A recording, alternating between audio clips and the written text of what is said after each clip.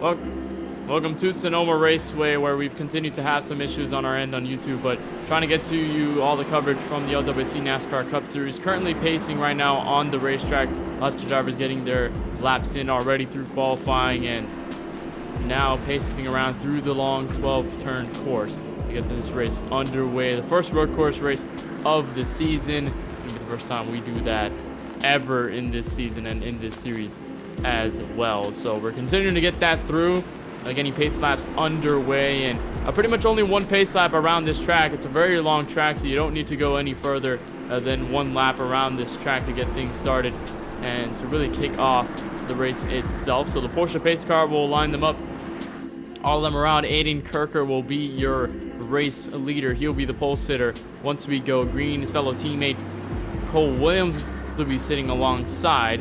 A couple other drivers behind there. There's Dylan Basin, who's won the last two.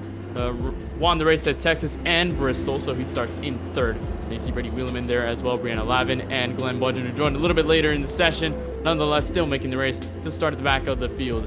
Shorter field for tonight's action, but nonetheless, we're going to see a lot of fun racing between a lot of these drivers, especially Cole Williams and Aiden Kirker. I know they have been two of the more competitive drivers, along with Dylan Basin. Those drivers have provided some of the best racing we've seen in this series this season so far. So there'll be lots of excitement to see. As you look through the S's, lots of different challenges in this road course. You have a lot of things to worry about in each corner, and almost unlike the oval, you know, you can mess up a corner and, you know, maybe not have the best exit, maybe not have a best entry or apex, but then right after you can pretty much make it up through the next handful of corners or even the next sector to even improve your lap time or even make it even better and try to gain some time on the guys in front of you, or you have the guys if you're out front. Down the hairpin for the first time. They're going to pick up the green flag for the first time here tonight down the front. Straight away as the pace car goes down pit road. Aiden Kirker, Cole Williams will lead the field. The green on the first road course race of the season for the LWRC NASCAR Cup Series. We are green. A good jump from Aiden Kirker, and Cole Williams are going to clear out the rest of the field. Dylan Basin as they all go single file through turn 1 and 2. Organized as of right now, but you know, this track does not have a lot of passing points. You know, obviously a road course would seem like it, but these corners are very odd.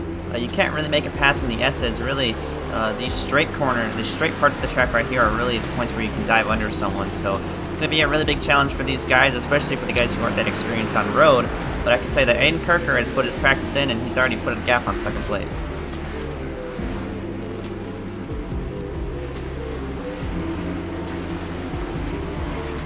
Already through the first couple of corners, you see the carousel and the amount of elevation change you have to go through there, going all the way downhill from that corner as you approach this a long hairpin here. This would be where turn 7B would be around this final stretch at the old NASCAR layout, but with this newer layout, it seems to be a larger hairpin, including that final corner there. To come off down to the S's, and Aiden Kirker already showing out the field right now. He set his pole lap, and we were watching him in practice, really trying to look at what he was doing as he was approaching this racetrack, and he was pretty much approaching this racetrack with a lot of strength, and you can see it right now. Already more than a second over second place Cole Williams down in the hairpin for the first time, and that's also a key passing opportunity. Like you mentioned, Charlie, there's not a lot of places to make a good amount of passes. It's only where the hard braking corners really make an element of passing when it comes to drivers who are really close to each other trying to make passes. In turn 1 and 2, it's very hard to do so. It's not impossible, but with these corners and how tight they are, and especially going uphill, you probably don't want to risk anything because you can probably overshoot the corner as it's, you know, uphill. It can be pretty much a blind corner to you, and if you miss it, it could possibly mean trouble for you and somebody who is to your outside or to your inside, for a matter of fact. But you're looking at Cole Williams right now down the corner through the carousel for the second time. Lots of fun here at Sonoma Raceway as the drivers pretty much spread out all the way through.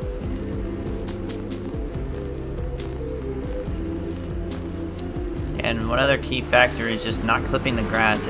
You really want to push the car on corner entry, but it's really important not to get those right side tires in the grass because that'll send your car around. I think I saw Aiden Kirker up the hill a couple turns ago, almost clipped it, but if it was just you know, half a foot, his tires in the grass, and he would have been sent around. So yeah, that's definitely something to keep in mind, especially with these S's right here. You want to push them off of every corner. You want to push them on entry, exit. You know, it takes a another level of practice, I guess, to get used to it.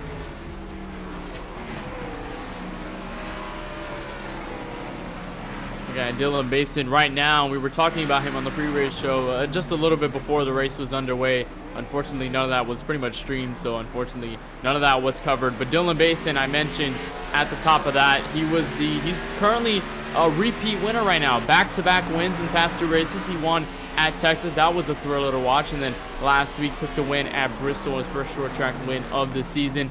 Dylan Basin has been really putting a good race to these guys up front, and I know Dylan Basin has that momentum to his side. I know he's probably been, using that to his advantage. Currently right now 3rd. Hasn't been able to catch up to the top 2 just yet. It's still early in the race, still a lot of ways to go, and if any driver makes any mistakes, that could be a prime opportunity for him to take over. But Dylan Basin, one of the drivers on the momentum train this afternoon. Those back-to-back wins really have helped him in the point standings, and they continue to help him through. But if you go up front, Aiden Kirker currently does not have a win this season. He has been very close a handful of times. He was close at Texas a couple weeks back. He was also very, very close at Martinsville, where he led a handful of laps, and he was one of the cars that was pretty much not damaged throughout that entire race. Took a hit through that final segment of the race and really wasn't able to capitalize on a victory. But Aiden Kirker, we haven't seen him take a win this season, and it will be a lot of fun, and it would be great to see that 39 in victory lane for the first time this season. He would be the 2nd driver of Going Low Racing to take a win. His fellow teammate Cole Williams has already got that done at Phoenix Raceway earlier in the season over Blaze McKinney. So Aiden Kirker not only looking for a fast run today, but really a first win and a debut, a first win at a road course, a very, very special, and that could mean a lot to his points battle going into the rest of the season. And Aiden has... It's looking pretty promising for that number 39 car. The gap has increased over a second in that last lap. I think Cole Williams may have slipped up a couple corners, but with Cole Williams slipping up, that's allowing Dylan Basin to catch and be able to battle for that 2nd spot. Goes wide at the top of that hill. But yeah, I would expect a battle, coming in the closing laps between that 42 and the 8.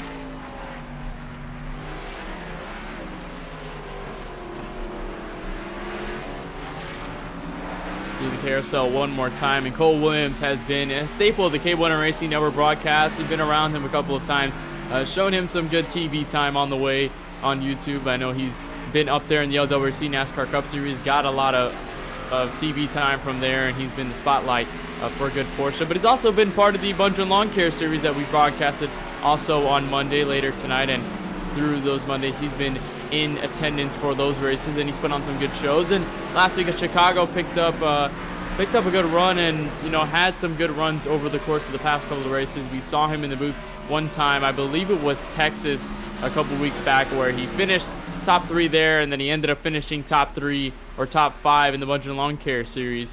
And we had an interview with him pretty much twice on a Monday, a double take if you will. But Cole Williams, we've seen him a lot over the course of these races. He's pretty much expanded his tenure in a bunch of other leagues, and especially on this network. So it's always great to see him now. As you see him right now, pretty much shortening the gap between himself and Dylan Basin. You mentioned, Charlie, he messed up just a little bit in one of those corners that allowed Dylan Basin to pick up some time. Now he's going to try to hunt him down for P2, and then you look back all the way to 4th, and you'll find Brady Wheeleman, who's pretty much just hitting his marks by himself. Lots of gaps being separated through this entire field, and then you see the gap all the way back to the 71 of Brianna Lavin currently behind us. She messes up through the hairpin. That's going to allow Glenn Buncher to try and pick up some spots. She gets loose right off the exit of the corner. An easy pass for Glenn Buncher there. So she's going to fall back a couple of spots there, hitting the wall off that front straightaway. We're going to take a replay and see exactly what might have happened there. But like I mentioned, you mess up in one corner, that could really mean the difference in time between yourself and those other drivers. As Glenn Buncher went into the wall there. Yeah, we're going to take a look at this. This corner right here is really hard. It's a hard-braking corner. It looks like he just messed that up and got into the wall there. And I think Brianna Lavin messed up this hairpin. You can see, yeah. Good job not sending that car around, but yeah, good save. Obviously, you see, when you try to gas it off of these hairpins, it'll try to spin out on you, so that's really tough. But Glenn Buncher did make the pass for 5th again.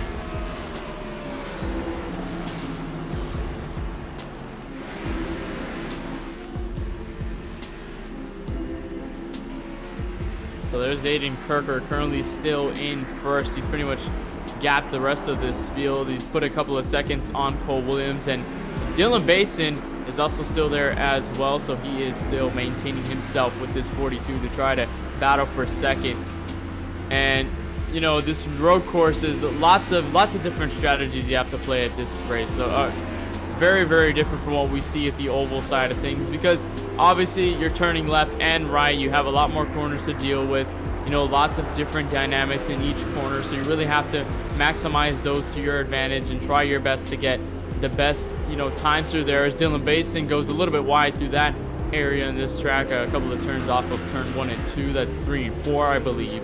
So he has a little bit of a mess up there, but nonetheless still gonna continue on. I think he's lost some time to the 42, but nonetheless still trying to work his way up through the field. But still, like I was mentioning, you know, it's way different on an oval, because on the oval, you know, you have the 4 turns, and you know, you really don't have to worry about too many things on the racetrack. You more have to worry about maybe your entry, maybe your exit, and you know, try to maximize your throttle through the corners, especially when you have the high downforce package that these NASCAR Cup Series cars do have. But on the road course, you have none of that. You know, you have pretty much all of the corners all the corners right in front of your face, and you have to deal with every corner differently than you would the other. And it really brings a whole different dynamic to when you're racing on these tracks. And I know, Charlie, you've raced a couple of road course races. I know you've had a lot of fun there. I know you've ran a couple road course races, not only at some tracks. I know you ran at the Roval. I know you ran at just a handful of other road courses, you know, Summit Point, for example. Charlie, I know you have been accustomed to these road course races, and I know you've driven this on the Cup cars. Is there really something else you have to worry about? Is there really some other, you know, factor that really plays into this more than it does on the oval side? Yeah, definitely, because obviously oval's turning left, this way you gotta turn right. But personally, I love racing road courses. It's I love racing in the iRacing IMSA series with the GT3s, GTEs, all those cars. That's a lot of fun to me, and you know, it requires a lot more precision, and it's a lot more fluid than oval racing, or I should say NASCAR racing on road courses. So yeah, since these road course races require a lot more precision, that's really an extra factor that you have to bring in when you bring these Cup cars, or really any NASCAR, to a road course. Because ovals, you can pretty much choose your line in the corner, and whatever works, and you want to get that momentum. But road courses, you pretty much all taking the same line, and it really requires precision and just hitting your marks fit of the car in front, and that's how you really get by them. So a lot of different factors come into a road course.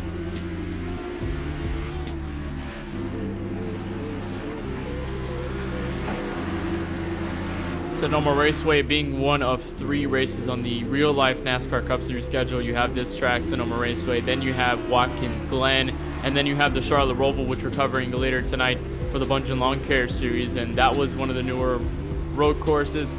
Over the past couple of years, debuted in 2018, so that's been around not too long. But Sonoma and Watkins Glen have been a staple for road course racing in the NASCAR Cup Series level, and then through the Xfinity Series and Truck Series, they have a plethora of road courses that spread out through amongst the schedule. Of course, Road America being one of those, Mid-Ohio. The trucks go to Canadian Tire Motorsports Park, so that's a whole different ballpark for these road courses. And not many road courses you visit on the stock car side of things, because you know, these cars aren't too accustomed to being on these road courses. They're so accustomed to turning left all the time and being on the ovals for the most part, and touring the country with those ovals. But when you reach a road course, it's so different, and you have to really treat it very, very differently. It's kind of like a fragile package that you have. You really have to treat with care. Otherwise, it could go sour for you very, very quickly. Lap 8 currently underway. You see Aiden Kirker still in the front of this field. He has not let up ever since the drop of the green flag. He has put, I believe, more seconds on the 42, if I'm not mistaken. So he's put a little bit more time on him through the past couple of laps, and Dylan Basin has fallen back just a little bit, so not too close to the 42 like he was just a couple laps earlier. And I believe Glenn Bundren has gone a lap down on the racetrack, so not sure what happened to him. Not sure whether he might have went down pit road to get some damage fixed, or what have you. Maybe might have been out of this race, but we're just trying to get an update on what has happened to Glenn Bundren. But while we're under this green flag, usually we do this under yellow, but it's a good opportunity anyway to to remind you that if you want to join the conversation with us here in the booth in the KBRN Racing Network, you can do so using hashtag AskKBRN. You can ask any question. We'll be sure to answer that as soon as you send it in the YouTube chat. We do a little this to have this interaction with the fans and the viewers down there in the YouTube chat to make sure that we're all entertained through this race. And sometimes when the race doesn't really have too much to talk about, we can have a little questions to ask along the way. So you can use that and ask any question you like to us up in the booth. And I have a question for you, Kenneth. So, okay, there's a lot of road courses in the world and in the country. I believe there's more road courses in the country than ovals. So there's a lot of popular ones that are on the NASCAR schedule. There's stuff like Road America, Road Atlanta, all those stuff. But I have to ask, if you were to add any American road course to the NASCAR Cup Series schedule, what would it be? I mean, there are so many road courses, I think, all across the world that are so compelling. You know, you said American, so I can't say Circuit Gilles Villeneuve, which is up in Montreal, Canada, not too far off from the United States. But still, Montreal, I believe if it counts, Montreal is one of the best tracks I've seen through NASCAR. I know it had a short running with the Nationwide Series and the Xfinity Series. The past couple of years, it ended, I believe, in 2012. That was the last time they ran a road course race there, and then I think they might have tried to expand and they weren't successful, so then they pretty much dropped NASCAR completely and no road course races will be happening there. But I love that track immensely. I know that Formula One still has races at that track. They do it every year for the Canadian Grand Prix, but on the NASCAR side of things, it brought so much energy, you know, with the fans there, you know, with the whole scenery of, you know, Montreal, very beautiful scenery, and the racetrack really provides a lot of great action. And it's a lot of fun. So I think if we want to see a road course, I think Montreal would be the best. But if we're talking American road courses, I think Road Atlanta, like you mentioned, that's going to be a lot of fun because Road Atlanta is just a great road course in general. It has its fair share of sports car racing. As Dylan Basin hit the wall there on the front straightaway, he has heavy damage to that front of the race car, and he definitely might have to go down pit road to that, especially if that could affect his turning. And there he is, loose off the corner, trying to handle his race car, but you see on board the damage right there to the left front of the race car, and you see him very, very loose, trying to continue to wheel that car, but he's going to have a lot of trouble going around this course. Yeah, that's tough, because now he's losing time to Brady Wheeleman, who's sitting in the 4th spot. I think the only logical decision is to go down and get that fast repair. I'm not sure if we're going to reach the fuel run by the end of this. I'm not sure if we're going to one-stop the race, so I mean, I would go ahead and use that fast repair, especially if it's going to affect my turning this early, because I would rather fix it up than run better laps throughout the race than run bad laps throughout the race and not be able to fix it. So we'll see what he does here. So I've given my answer for the road courses. I think it's fair that you get your answer and also Kelan gets his answer as well. Charlie, I'll start with you first. If you had any road course to add in NASCAR, what would you add? I'm gonna give 2 answers here. I'm gonna for a road course. I'm gonna say a road course and a street course, because I think a street course and a road course could be added, and that would be a lot of fun. We're gonna see what Dylan Basin does here. No, he's gonna stick it out. So it looks like he's gonna try to run laps with that left front damage. So for a road course, I'm gonna say Road America, because that is just a beautiful racetrack, and it's a lot of fun in the Xfinity cars. I think it'll be a lot of fun in the Cup cars, and not only the racetrack is good, I think the scenery around the track, down at Kettle Bottoms and the forest, it's such a beautiful racetrack to go visit, and it's a lot of fun for the drivers. So I'm gonna have to go with Road America for a road course, but for a street course, I'm gonna go ahead and say Long Beach, because there is Long Beach. It's unfinished in the iRacing service, but there is Long Beach. I went ahead and tested that out, and I think that's a lot of fun. It kind of drives like a lower downforce GT3 car, and it's a lot of fun to try to hit your marks and try not to hit the wall, and it's just such a unique track, and I would love to see it. Yeah, Long Beach that's an interesting answer, because that track is so tight that it's, you know, with 40 cars on the racetrack, that would be very interesting to see them squeeze through each corner with the walls on either side. But Long Beach is a lot of fun. I've tested that out as well. Like you mentioned, it is a tech track on the iRacing service, so currently not, you know, finished in terms of the scenery around the racetrack, but the racetrack itself is finished, so you can drive it, and it pretty much, you know, is the track that Long Beach is. but still a lot of unfinished things to do around the racetrack in terms of lots of buildings around the racetrack, you know, bridges, lots of other things to look at around the racetrack. So that's not finished, but iRacing did say and did announce that Long Beach will be finished eventually and within these next couple of months. So we'll see it on the iRacing service and completely finished with the scenery and all. And that'll be a lot of fun to see if any leagues start to implement that into their series, especially some NASCAR, you know, leagues implement that as well. Like you said, that would be a lot of fun. Kelan, I want to get your opinion on this as well. Well, Charlie stole my answer. I was thinking Long Beach too, but if you want to go with the actual road course, that track in Alabama that IndyCar runs, Barber, I think it is, Barber Motorsports Oh, yeah. Park. I think that would be nice for a NASCAR race. At least try it. I mean, I don't think they've tried it yet, so that might be interesting. Yeah, Barber, that's an interesting answer too. I think Barber's a really interesting course. That'd be crazy. But you know, it'd be even crazier if they went with Nürburgring or something. That would be just insane.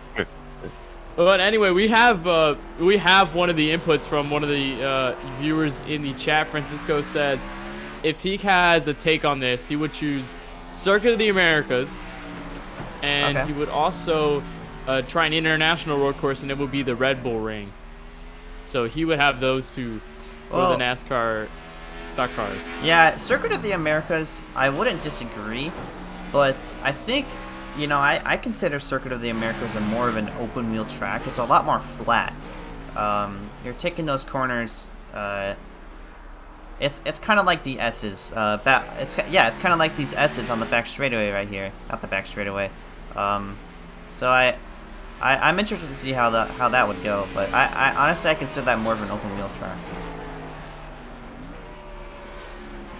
Yeah, I mean, Circuit of the Americas has lots of corners, and you said the S's are there. They have, I believe, so many tight corners that with these cars with such low downforce, you're going to be taking those corners a lot slower than you would, and there would be just a very, very long lap time because that track is large. You know, there's so many turns on that racetrack, and it takes a while to get around that. And if you're going even slower than you do compared to the F1 cars, the Indy cars, you know, that's going to be a very, very long lap. And if you do any races there, it's going to be maybe a couple laps or so. Maybe I believe 10 would be probably the max before it would be a very long race. Maybe, I don't know. I'm not sure how long the laps are with the NASCAR Cup Series cars at Circuit of the Americas, because I didn't think I've ever tried it.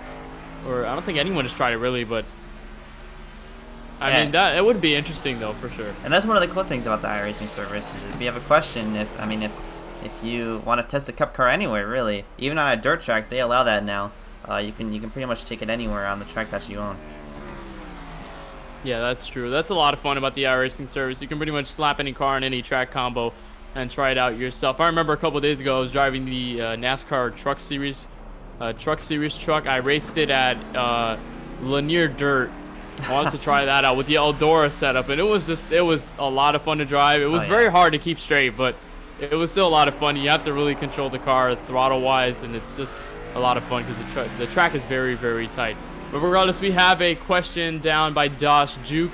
Asks, how is Brady Wayleman doing on the track? Currently 4th right now. He has a gap right now, currently 37 seconds back from the race leader right now. But he has pretty much stayed there ever since he dropped the green flag. He started 4th. He's still in 4th. The fastest lap you see right there is a 137.9. His last lap was just a little bit slower as the tires wear down. Not uncommon to see that happening. But a top 5 run for Brady Wayleman would be good for him, especially as this field is spread out, because you know you don't have to worry about cars around you too much. You don't have to worry about maybe contact. You just have to focus on yourself and racing the track the best way you can. And if he stays where he is right now, a good top 5 will really shoot him up in the point standings and really give him a good run going into next week. Yeah, and that car is pretty clean as well. Obviously that's saying he hasn't hit the wall, so that's a good thing. So yeah, keeping that car clean as of now and hoping to finish it off. I believe we reached halfway just, I think, 2 laps ago, or 1. So, yeah, if he just keeps it clean for the second half, we'll come home with the top 5. And back to the iRacing platform, when we were talking about how you can pretty much use any car track combo you want, choose anything you own. iRacing has been hard at work for the past couple of months on these season builds, and they have been trying so many different things, trying to add new cars, trying to add new tracks, trying to do so much to add to this service. I know recently they announced the LMP2 car, which would be released a couple months from now, and they're going to use that, you know, try to implement that into endurance racing. So LMP2, that will be a new addition. Oh, yeah. And, you know, finishing Long Beach, like I mentioned earlier, you know, trying to do a bunch of other things. I believe they're adding Wii Sport, a dirt track. You know, that's a new addition to the dirt side of things. So if you're a dirt fan, you know, you're going to be a lot of fun. You're going to have a lot of fun with that. And also the big block modified dirt car. That's going to be a new interesting addition to the service because, you know, we haven't really seen that car. We've only seen the dirt late models and some of the other dirt cars, but we've never seen that car from, I believe it was Stuart Friesen who has that race car. So that's a lot of fun to add, you know. And also to the NASCAR Cup Series side of things, they're adding Nashville Fairgrounds to this service as well. So another short track that you can visit with the NASCAR Cup Series cars or any NASCAR car for that point. But still, you know, lots of additions from the iRacing platform. Lots of exciting things to look forward to in the next couple of months in this season build. And Charlie, I want to ask, as you see Aiden Kirker lap Brianna Lavin the first time, as Brianna has had some struggles around this racetrack and some damage on the left front side. But if you were excited for anything that they're adding on this iRacing platform, what would you be excited for the most? Oh boy. Well, in this upcoming build, I have to say that I am probably the most excited for. I'm not sure if they're finishing it this build, but I have to say I'm probably very ecstatic for Coca-Cola Super Speedway, because if you've played NR for a long time, just like me, NR 2003, that track is pretty much legendary. So I love that they're bringing it to the iRacing service. So that's probably what I'm most excited about. Coca-Cola Super Speedway, I've raced that track I think once in the NR 2003, and iRacing has been, if you've known iRacing and their backstory, iRacing is pretty much made by the same group of members who made NR 2003. So a lot of implementations on this service has been taken over from NR 2003, replay system for that. You know, they have lots of other things to look at from NR 2003 that has been used in iRacing. And Coca-Cola Super Speedway, that's just a huge track in general. And the track is so fast that I'm curious to see what a setup there would be like and how fast you could go in the draft with a bunch of other cars around you in those banked corners, because that track is just insane. Again, Coca-Cola Super Speedway was added due to the sponsorship of Coca-Cola to the eNASCAR iRacing, a Premier Series, and now they're sponsored by Coca-Cola. So I believe that's the reason why they added Coca-Cola Super Speedway. And Steve Myers had a little fun on Twitter releasing that to the public, and that's also a lot of fun. But another key contributor to the iRacing platform in terms of adding tracks and adding new experiences to this service is Dale Earnhardt Jr. You know, he has been such a key part in adding things to the service and trying to make the service better for the users and trying to, you know, add new tracks, add new cars, try to add new things for the drivers to be excited about and to try out and have a lot of fun with on the service. And recently he took part in, you know, providing North Wilkesboro to the service, using a Dirty Mo Media to scan the track, you know, using that to his advantage and using his platform to try and add that track. And as we know, North Wilkesboro, just a lot of fun to race that track and a throwback track for sure. So that's, you know, always fun to see and always fun to drive, you know, give a little classic feel to whatever you're driving on the racetrack, including the 1987 NASCAR Cup Series cars. So Dale Jr., you know, so key to iRacing these past couple of months, and I think he's pretty much continuing his partnership. I believe he's trying to get another track scanned. You see Dylan Basin down in pit road. I think Nashville is the track that he's trying to scan. Correct me if I'm mistaken there, but I think he's taking part in adding Nashville. Fairgrounds or Super Speedway? I think Fairgrounds, the short track. Yeah, they scanned that. Yeah, I think Dale Jr. had a part in that. Yeah. I think he was one of the key people to trying to make that happen. As Dylan Basin goes down pit road, as we have continued to wind down this race, currently 8 laps remaining as he goes down pit road, trying to get his damage fixed. He'll get that fixed as he gets passed on the racetrack by Brady Wu.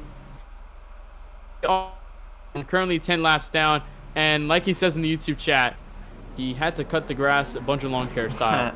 So getting ready for tonight. yeah, that's true. They're getting on board, trying to get the grass cut for what he is going to do later tonight at the Bunch of Lawn Care Series. But we have another question by Francisco. Asks, can the booth give an opinion about if NASCAR cars took a visit to Sebring? Oh boy. Oh man. Yeah, I like to think of Sebring as a street course mixed with a road course, because obviously it was built on an old air base. So obviously that's kind of using that concrete, kind of like a road. So yeah, another really flat track, but it is certainly a lot easier to get around there than the Circuit of the Americas for sure.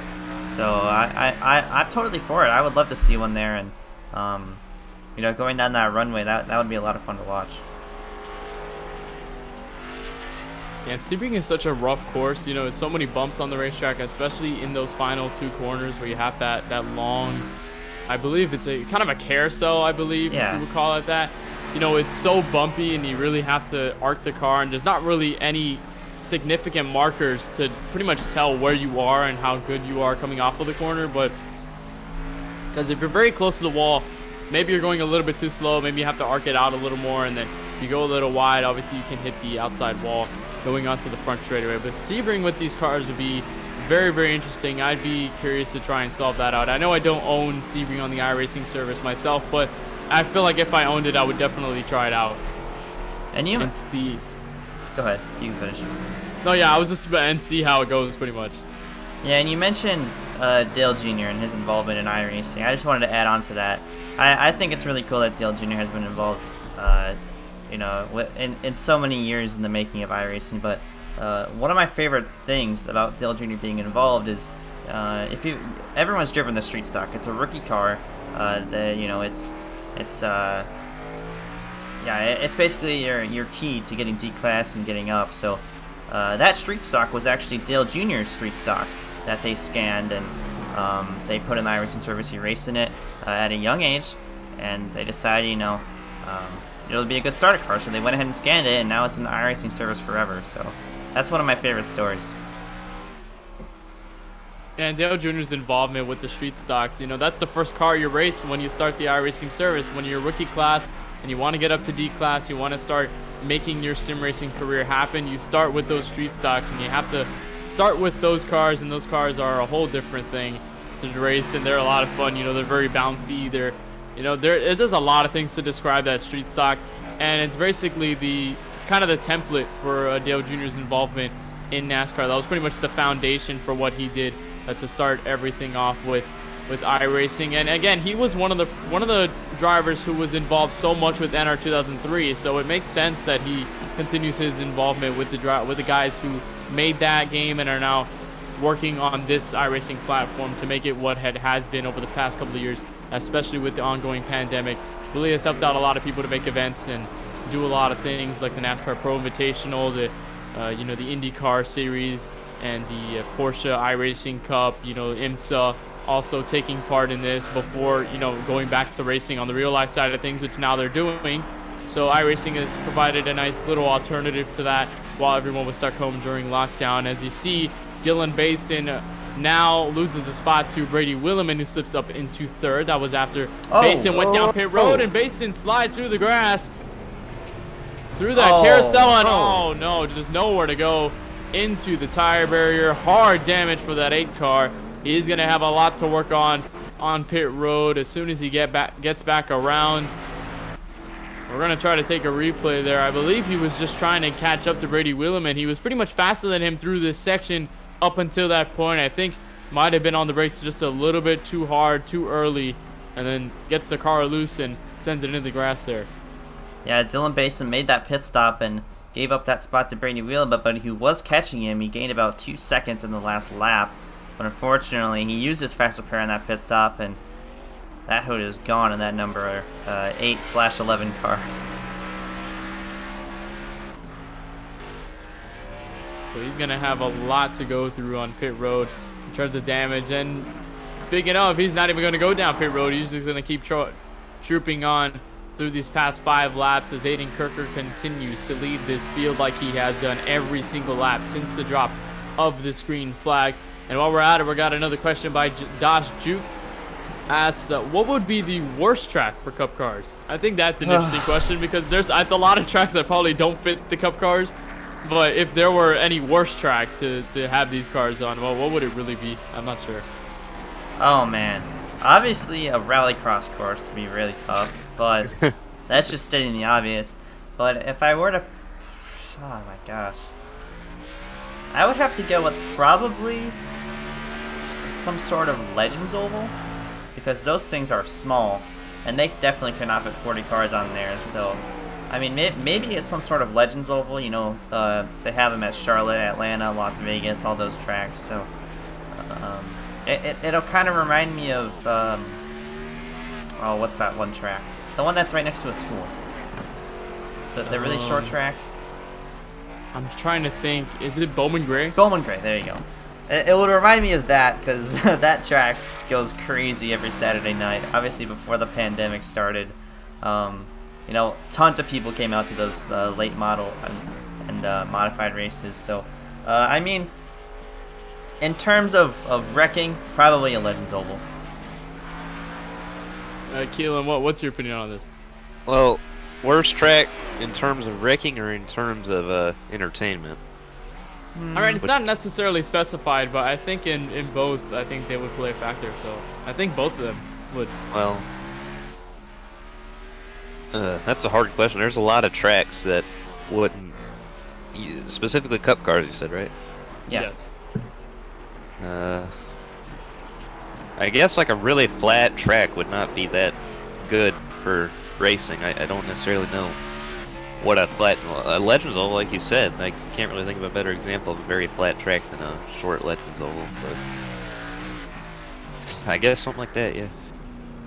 I mean, I thought about saying the Legends Oval, especially I was thinking about the Charlotte Legends Oval, and now that you mentioned Bowman Gray, it makes a lot more sense, since I think those tracks are the closest to what we have to Bowman Gray.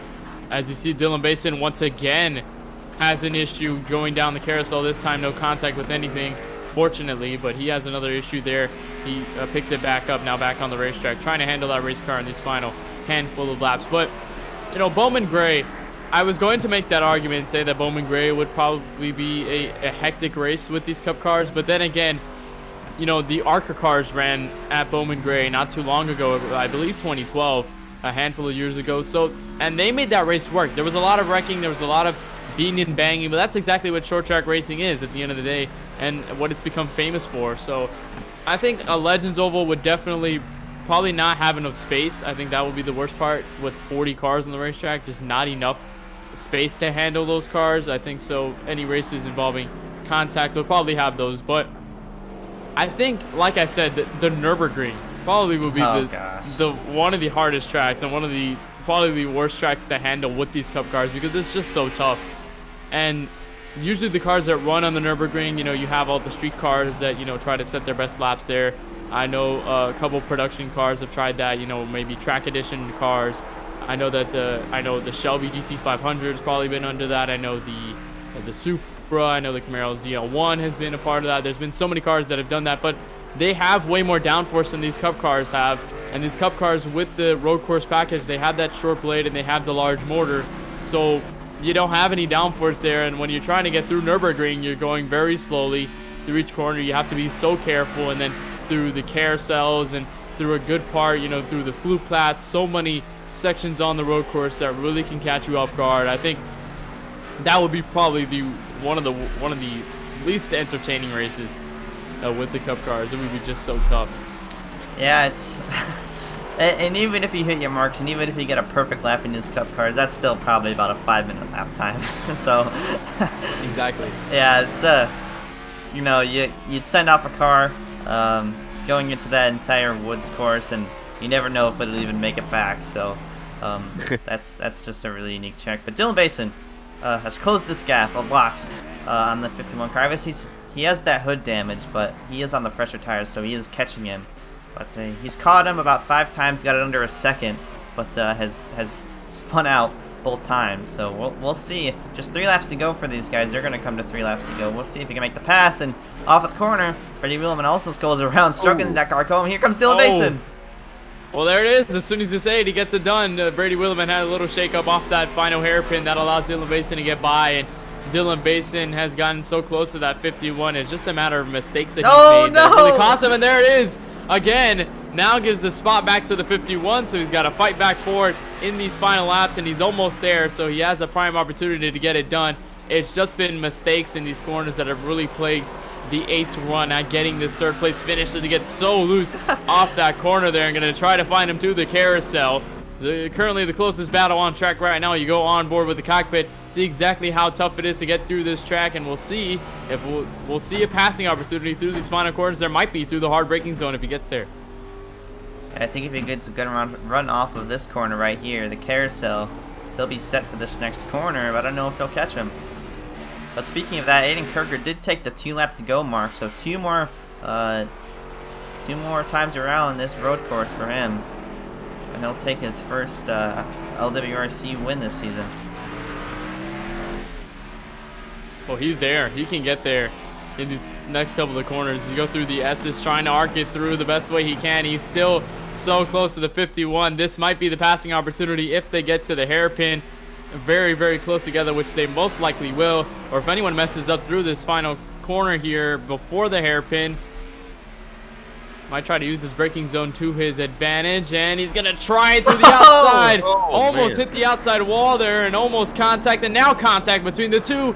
51 gets a little bit loose, almost goes around, but Dylan Basin takes over 3rd. What a pass there by Dylan Basin to get that working. Wow. I mean, whatever works, I guess. He made contact with him, kind of squeezed him down in that corner, and there he goes. He messes up once again. That'll hand the 3rd place spot back to Brady Wheelman. They're continuing to battle through there. That's the closest battle on the racetrack right now, as you're looking at Aiden Kirker getting through that final hairpin perfectly like he has done every single lap. He is going to take the white flag to try and capture his first win in the LWRC NASCAR Cup Series. He would be another first-time winner among the handful that we've seen so far this season. So many different tracks, so many different winners, and Aiden Kirker has really shown out the rest of the field that he can whip that car around a road course the best way he can. As we're going to try to focus on this battle before he reaches the checkered flag. Now more of a gap between Basin and Wheelman. You saw Basin get so loose in turn 1 and 2 and go through the grass and overshot that corner. He's going to try and pick up 3rd once again. And you see the gap back to 3rd place. I mean, not 3rd place, 2nd place, Cole Williams, who's currently just a couple of seconds back. And you see him get loose right there up the entrance through the carousel. But no harm, no foul there. He's going to continue on and probably take home a 2nd place finish today here at Sonoma. But we're going to try to focus on this final battle between Basin and Wheelman. Them two going together, and Basin now trying to hunt him down. There goes the 51 into the grass and almost into the barriers. He's not going to hit it, man. But there's Basin right there to the hairpin, and oh boy, that is going to be so close. That's going to be an overshot, I think. And there he goes back to the inside. It's like Denny Hamlin 2014 when he overshot that corner. But these guys are going to come to the white flag here, but Aiden Kirker moving through the S's for the final time, and he will take the checkered flag if he makes it around through that final hairpin. But a very dominating performance for him. Led almost every single lap. I believe he led every single lap from the pole. And looks like he just has one more corner to go, and he'll take it. So off the final hairpin for the final time, Aiden Kirker is going to capture his first LWRC NASCAR Cup Series win here in Sonoma County at Sonoma Raceway. He gets it done. Aiden Kirker, another win for Going Low Racing. He will finish in first. A great performance by the 39, practically perfect, no mistakes through that entire race, and he gets it done deservingly. Cole Williams will finish 2nd as we're trying to focus on this battle for 3rd. As this battle continues to heat up, Brady Wheelman caught back to the back bumper of that Toyota Camry, and he's going to try to get it done in these final few corners before we reach this checkered flag to finish the top 3 for this race. And Dylan Basin goes a little wide through that corner. He's going to have that opportunity with Brady Wheelman right behind him through the S's for the final time. Can he do it? This is kind of giving me 2014 kind of vibes where Denny Hamlin overshot the corner and Tony Stewart was able to door slam him into the corner. But I think he has a pretty good gap as of right now. But here he comes! He moves him out of the way! Brady Wheelman! He goes into the back bumper. They both go into the grass. We'll see if Dylan Basin tries anything. A last-ditch effort through the hairpin. Gonna try, and he's gonna send it completely. And they're gonna total both of their cars. Oh boy, that was probably not the best way to do it for Dylan Basin. And it's not gonna be the beneficiary at the end of the day. Brady Wheelman will come home damaged in the tire barrier. He'll finish 3rd. He'll round out the top 3 for today's action. We'll try to see if Dylan Basin will limp this back to the finish line. He will. He'll finish 4th. Brianna Lavin is, I believe, still going around this racetrack, so she'll finish in this top 5, a 1 lap down, and Glenn Bundren will finish 6th, 19 laps behind the race leaders. But Aiden Kirker, a first win for him this season. That must be a great feeling to finally get that off your back after being so close to a victory so many times this season. Finally gets it done. He's going to burn it down onto the front straightaway where he has the space, and Cole Williams, his fellow teammate, try to help him out and get some burnout to celebratory effort by both of them. What a great finish for Aiden Kirker. Such a dominating race. He really did not do anything wrong at all that entire finish, and got that done. So while we're at it, we're going to take a look at your results. Of course, you see the race winner right in the middle of your screen doing those burnouts. He takes a win for the first time this season. Cole Williams, his fellow teammate, finishes 8 seconds behind him, but nonetheless, second place effort for him. Another great finish for that 42 machine. Brady Williman, after completely getting sent by Dylan Basin, finishes 3rd. He limps it back, as well as Dylan Basin, who tried that last-ditch effort. It wasn't enough. He finishes in 4th. Brianna Lavin finishes 1 lap behind in the top 5. And then Glenn Bundren finishes 20 laps behind these leaders. He is 6th. Jaden Lawson, who I believe did not start this race entirely, he finishes 7th and gets registered for this session. As you see, the top 2 drivers burning it down. What an effort for that team. They've got a win now in each hand. Now the 39 has a win, the 42 has a win, so that team really putting a great effort in this season. Great things to see for them here today. Yeah, and 1-2 for that team. So really good performance, really consistent, dominating performance of those 2 drivers. So yeah, it's good to see. I love team burnouts. Yeah, I know you've been in some team burnouts as well. Yeah. I remember for the 408 triangle at Talladega. Yeah. Yeah, that's my team. It has nothing to do with this league, but yeah. So finishing effort by Aiden Kirker takes his win. We're going to go immediately into this post-race coverage and get your interviews down. I don't think commercials would do this justice, especially for a first win for Aiden Kirker. We're going to bring him into the booth. Aiden, welcome to the booth, and congratulations on a great win here tonight. Of course, before we start this interview, you got a copy with us? Yeah, I got you. All right, Aiden, well, it must be great to finally get this off your back and take a win for the first time this season. You've been so close for the past couple of races. Mostly what comes to mind, Martinsville. I know Texas was very close for you as well. And you finally take a win here at Sonoma, pretty much dominating this entire race. First of all, how does it feel taking your first win this season? Oh my gosh, it feels so great to get that monkey off my back, finally get the win. I mean, I've been trying so hard the past couple of weeks to get the win. Martinsville spun it off down the corner. Texas lost it by about half a car length. Last week at Bristol, led half the race, got wrecked out, and just to finally come into Sonoma and just, dominate the race, finally get the win, it feels so great. And you put on an outstanding performance here today. You've led pretty much every single lap up until that checkered flag, and you really had no challenge from there on out, and you had your fellow teammate right behind you, so if anything would have happened, you had a little bit of comfort having your teammate right behind you. But tell us how the car felt through that entire race. I know you probably have no complaints with that car considering how well you did today, but was there really anything favorable about this track that you really enjoyed in putting this car to work? Yeah, just the car was handling great all day. I never really had to push the car because I didn't really have too much pressure. So I just sat there, saved tires. I think I put it on an 8-to-1 ratio, so it steered better. It steered a little bit better than the stock setup, and I was messing with brake bias in the car throughout the race just so I wasn't wheel hopping later on. And really, absolutely no complaints. I love this track. I love putting cup cars on this track. It's by far my favorite track to race on in iRacing. So next race, a completely different track, Talladega Super Speedway. I know we're transitioning from this road course onto a large super speedway where pretty much anything can happen. Is there any expectations going into next week's race and trying to put any effort into that race, or maybe trying to find a different strategy, or maybe just a transition between today and next week? Yeah, Talladega, it's its own beast. I mean, there's really nothing that can prepare you for that race. All I can really say is that watch out for going low, because we might have a couple things up our sleeve for that race. All right, well, we're going to let you celebrate and go wine tasting here in Sonoma County and Sonoma, California. But before we let you go, you got any sponsors? Of course, I know you've pretty much mentioned your team, Going Low Racing, but any shout outs you want to make for making today's effort go down? No sponsors. Always open to them, though. Like you said, Going Low Racing, Cole Williams, Dominic Mulhern, Lane Stevens. Always thankful to have those guys as my teammates. Wouldn't ask for anybody else. Man, I'm so excited right now. I'm so pumped up. Well, we're thankful that you have put on such a great show, and it's great for us in the booth to see a first-time winner this season, especially you who've been so close. So we congratulate you on a victory here at Sonoma.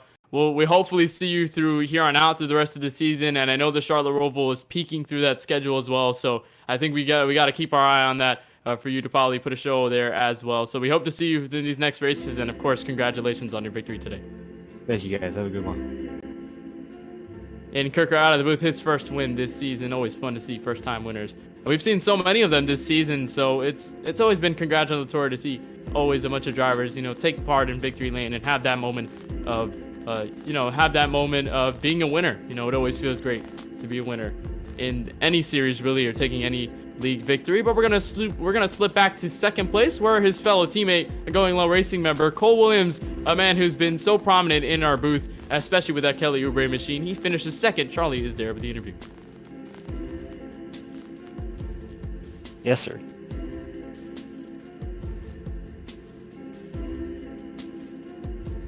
Just tell me how that car felt to you. It was fun.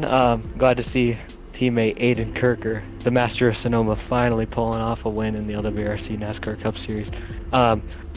The first few laps, I was rolling pretty good. I was pretty even with him, and then he just, there was a few laps where he just gained like almost exactly a second the whole lap, and then he was about 6 in front, and pretty much the rest of the race we were just about the same gaps. Here and there I'd gain a little bit, here and there he'd gain a little bit. Just trying to keep the rear tires intact.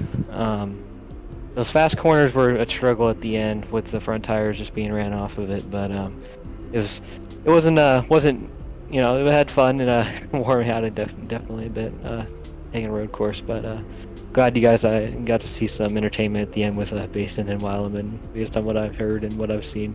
But it was definitely a fun race, and I'm glad to get another one too, and got to see Aiden finally pulls off a win in the league. Alright, well, road course this week, but a super speedway next week. What are your expectations going into Talladega next week? I know you got your teammates with you there, so do you have any tricks up your sleeve over there?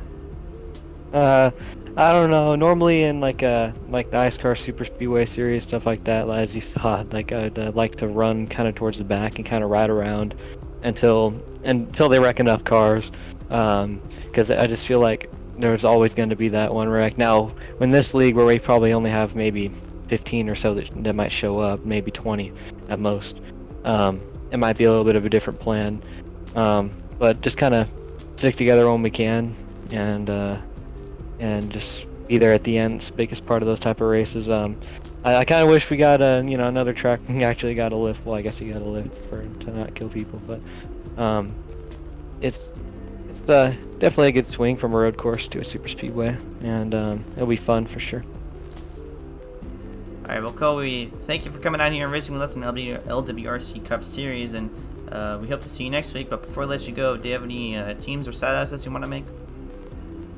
Just shout out to teammates and Going Low Racing, Aiden Kirker, of course, once again with the good win. And he's always been good at Sonoma. He got like 10 wins or something insane like that in that week. And he's shout out to the Oubre Mobile, Kelly Oubre, and the Suns pulling off another win in Orlando, 2-0. So I guess I'll hopefully see you guys in the booth tonight for the Bundler Lawn Care Series. Hopefully get a top 5 there. All right, well, we'll hope to see you next week, and we wish you the best of luck. Thank you. Cole Williams started second, finished second. Very consistent day for him. We're going to go on trackside with Kenneth. He's going to interview Brady Wheelman, who kind of do a bit of a fiasco with Dylan Basin there. He's trackside with him. All right, Brady, welcome to the KBRN booth. You got a copy with us, first of all? Yep. All right, well, I think while you were in the waiting room, I believe you're probably expecting me to mention what happened with Dylan Basin there, and I'm going to mention it anyway. you had that battle with that 8 car through those final laps, and I know you were pretty much throughout the majority of this race, you were by yourself, you know, hitting your marks, trying to race the track, and you were doing a good job of doing so. And then Dylan Basin gets into trouble, and then you steam through your back bumper through those final laps. How was that going through behind the wheel of your 51 machine tonight? I was just trying to stay smooth as I could because I knew he was going to catch up to me with his fresh tires.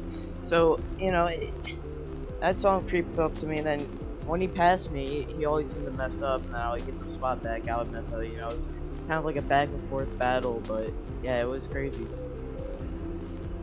And you had a lot to fight for. That was a 3rd place finish, and you ended up getting it through that final lap. And I know it's probably very indescribable to really try to put into words what happened through that final hairpin, but you know, I know you were battling there with Dylan Basin, and that final corner really, you know, was a last-ditch effort to try to get 3rd. But regardless, you finished on a podium spot here today. How does that feel, knowing that, you know, you've had a couple good runs through this season and you're pretty much staying consistent? How does that feel, you know, putting that into perspective, of course, going through the rest of the season? I just gotta keep it up, you know. Being consistent is what my key is. I mean, there's some tracks that I don't really do good at, and this is kind of one of them. And I'm surprised I got a 3rd place finish, but you know, staying consistent is definitely a big key in leagues and stuff. You know, just try to get top finishes. You know, stay consistent. All right, Brady. Well, before we let you go to celebrate a 3rd place finish going into next week at Talladega, you got any shout-outs or teams or pretty much anybody you like to thank for making today's effort go down and finishing 3rd today? I would like to thank Bodega Aerials. They helped me a lot. Kyle Durbin, he's the one that owns it. Five Guys, that's pretty much it. And 501 Racing to Eli Quinn, who owns that. We thank you for putting on a great show with Dylan Basin there through those final corners, and of course the 3rd place finish must feel great. So we thank you for taking the time to speak with us after today's finish, and we hope to see you there at Talladega. I know that's going to be a whole different thing to handle itself, but we hope to see you there, and through this rest of the season is going to be a lot of fun. Yeah, it is. Thank you for having me. Already when I'm out of the booth, he finishes the final podium spot into 3rd. That pretty much wraps up our interviews for today's action from Sonoma Raceway. And I want to bring up right now, before we kind of wrap things up for the broadcast, we have Charlotte Roval. That is the next road course we have, but it's so far down the schedule. Of course, it is coupled with the fact that it's in the first round of the playoffs. It's the cutoff race. From what we saw on this road course, Charlie, I'll start with you. What is there to expect now when we go into that road course going on later in the season? Oh yeah, Charlotte Roval is a lot tighter of a racetrack compared to, you know, Watkins Glen or Sonoma or any of the regular Cup Series road courses we go to. So that's definitely going to be a toss-up for sure. And you know, it's really easy to spin the car out, but yeah, if you want to see some Roval action before then, you can go ahead and tune into the KBRN Racing Network tonight, where the Bunch and Lawn Care Series heads there. That's going to be an insane race for sure. The championship battle will continue over there in the first round. So yeah, the Roval's definitely going to be a toss-up later in this season, however, and I just can't wait. That's one of my favorite tracks of all time in iRacing. So, you know, it's very technical, but a lot of precision involved and trying to hit your marks in every lap. Kelan? Well, like you said, Roval's going to be a lot tighter than Sonoma. You have a lot more room to spread out at Sonoma.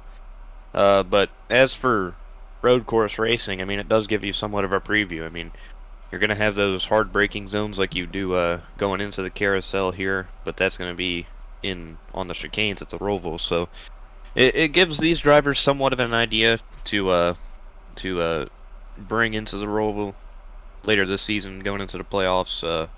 I think this is really going to benefit Aiden Kirker, Cole Williams, those guys who ran up front today. When they're in the playoffs later this season, and it might benefit them. I think it does give you an idea of what to expect. A lot more time on the brakes and just managing your tires as well as you can. So road course race to watch for in those playoffs, and of course it's the Charlotte Roval. We have Roval action for you later tonight, 9 p.m. Eastern. It'll be the start of the iRacing Bunch and Lawn Care Series race from there in the Charlotte Roval. That'll be the second race of the first round of those playoffs. So that is a lot of anticipation to go through. I know we posted a promo made